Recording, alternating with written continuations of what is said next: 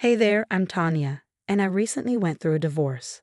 I wanted to share my story in hopes that it might reach someone going through a similar situation and maybe, just maybe, offer some help or insight. A bit of background: my parents split when I was 7 years old. My dad was a Navy SEAL, often away from home, and eventually my parents' relationship crumbled. My mom remarried a man named Paul, and I ended up living with them. Paul was seriously abusive, and the worst part was that my mom knew but loved Paul too much to do anything about it. She turned a blind eye to what was happening in our house. My dad would visit occasionally, and I would spend weekends at his place. Despite being close to my dad, I was too scared to talk about the abuse, even with him. He always made me feel like the most important person in his life. One day, near the end of middle school, I was with my dad at the beach when he noticed bruises on my thighs. "Hey, what is that on your leg?" he asked. Nothing. I just got hurt," I replied. "How? That's a pretty rough bruise." "I just don't remember." "You don't remember? Are you keeping something from me?" "Dad, no. I must have gotten it in PE. You know you can tell me about anything. I may be away a lot, and maybe you're closer to your mom, but my love for you is just as strong, if not stronger." "Dad, actually, I'm sorry I haven't told you this, but Paul, he's cruel to me." "Cruel how?" "Well, sometimes he hits me. I'm not saying it's without reason. I bear some blame too. One day, I left the door open and his dog escaped. He used his belt on me." "What? Where was your mom?" Mom turns a blind eye to it. "Darling, fear not. This ends right now. I'm taking you to my place, and you will be staying with me. I'll have a serious talk with your mom. This ends now." My father took charge of the situation, and after legal proceedings, he obtained full custody of me. I moved in with him, which was a much better setup. Due to his work commitments, I often stayed at my aunt's place nearby. My mother initially apologized and tried to reconcile, but she eventually cut me off. Truth be told, I wasn't as close to her as I was to my dad anyway. I went on to medical school, earned a degree, and became a licensed cardiologist, fulfilling a lifelong dream. Both my dad and aunt were immensely proud of my achievements. During this phase of my life, they were my only family. I wasn't particularly outgoing but had a couple of close friends. Given my profession, I made an effort to be more extroverted, and to my surprise, I became quite adept at it. I met my husband Justin at a karaoke bar, an unusual place for me. But it was my friend's birthday. Justin needed a partner for a duet of Time of My Life, and my friends, knowing I found him cute, pushed me to join him. It turned out to be a really enjoyable night, and we exchanged numbers. We started dating, and I introduced him to my dad. My dad liked him immediately. Justin, a marketing assistant, had a likable personality and provided the love and care I had missed before my dad stepped in. A year into our relationship, Justin took me back to the same karaoke bar where we first met and proposed.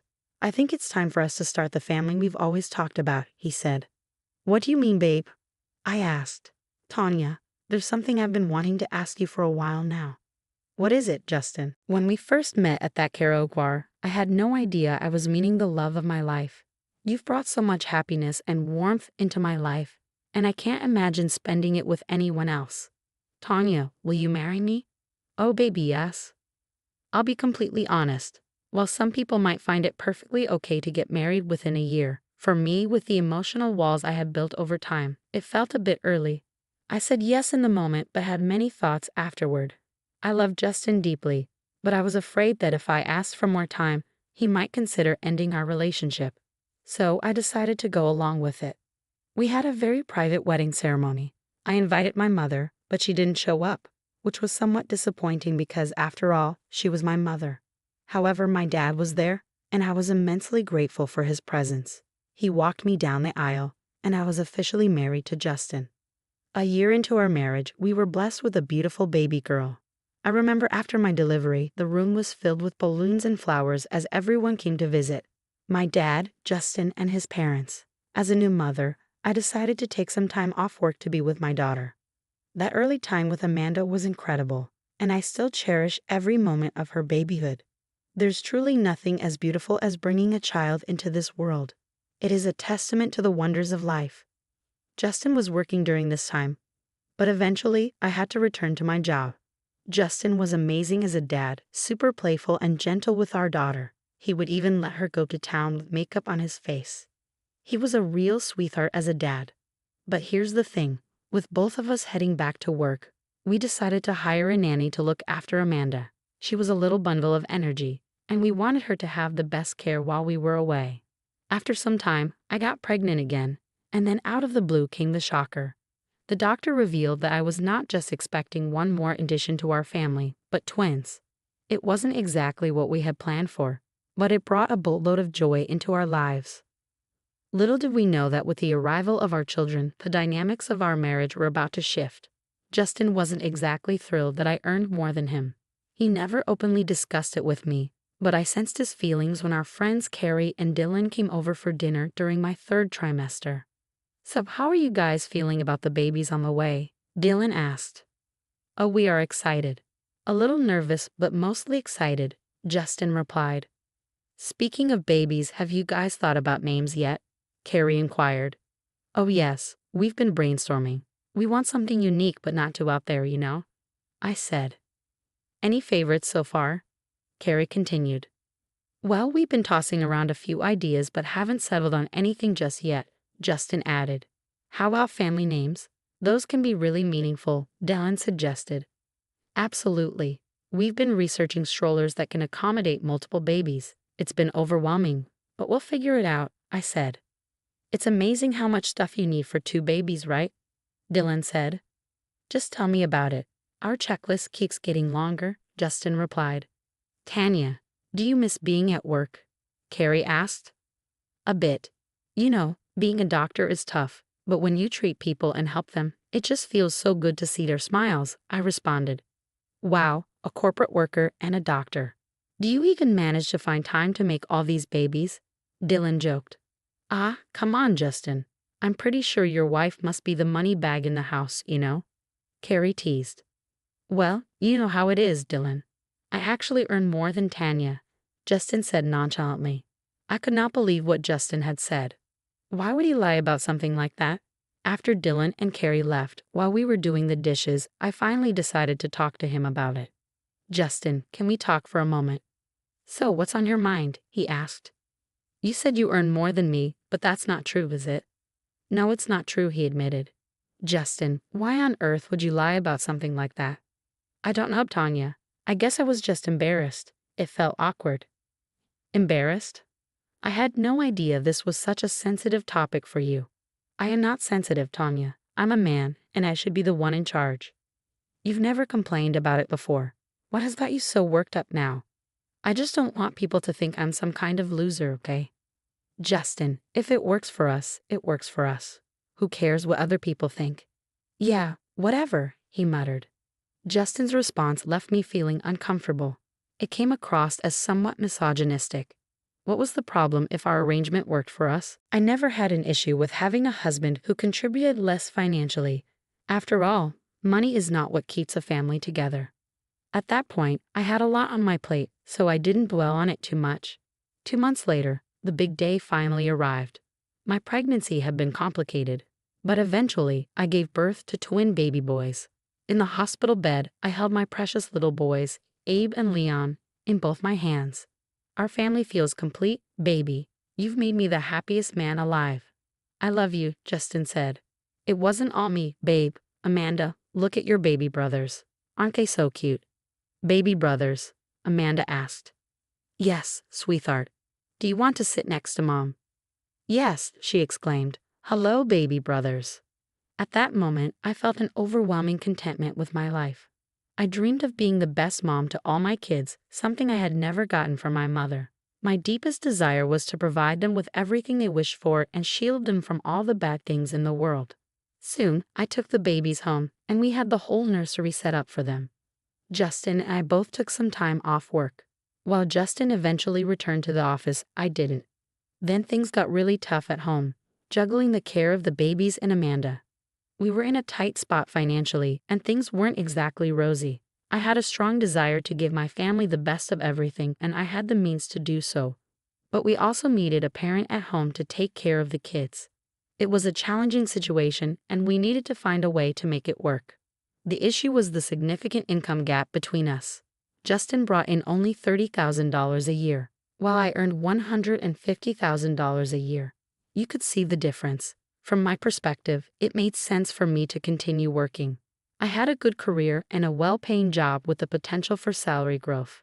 I thought I would talk things out with Justin, and he would understand my viewpoint, but things did not go my way.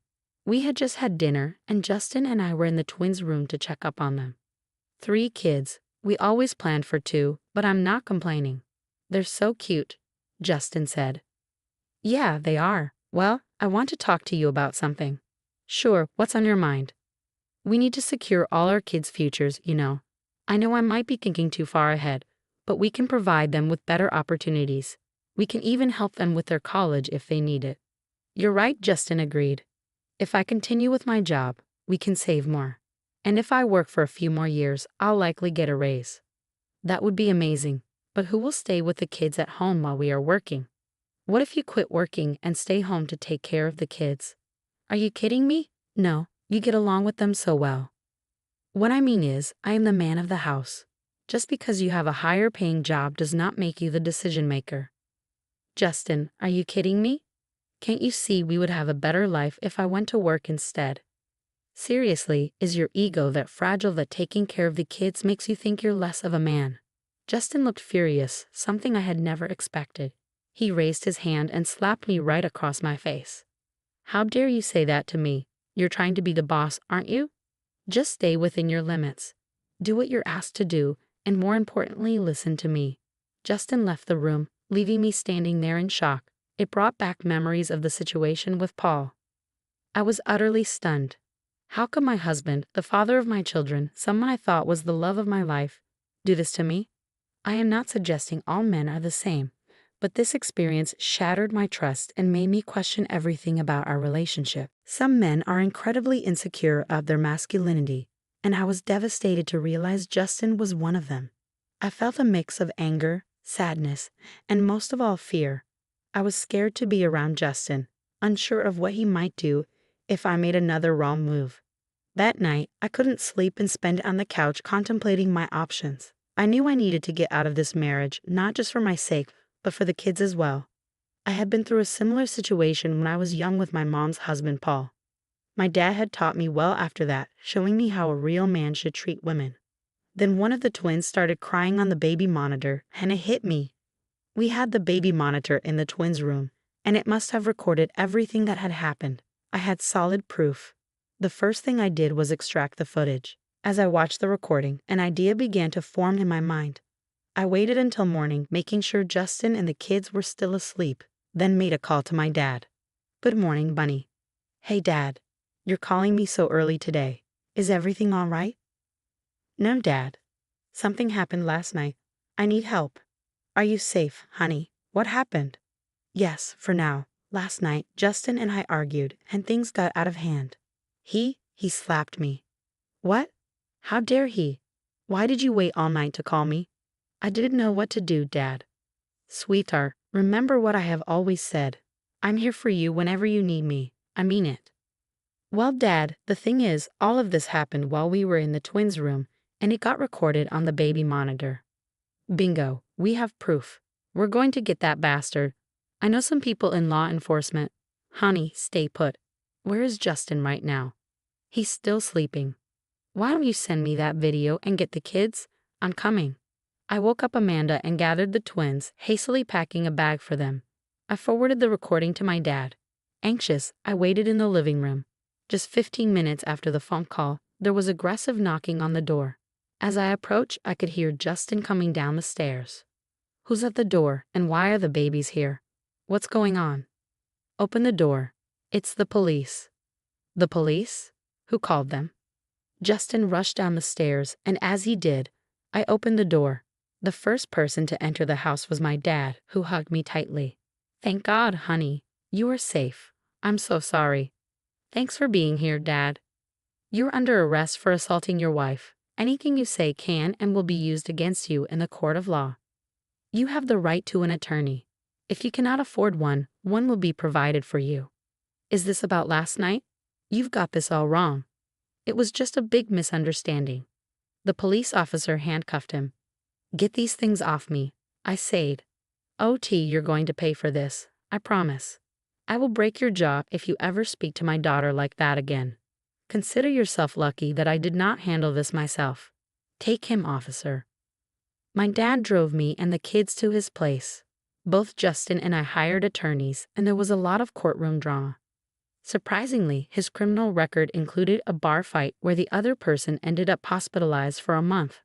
I had no idea of this. As a result, Justin was sentenced to 3 months in jail. I sent him the divorce papers and not only gained custody of my children, but Justin also did not receive any visitation rights.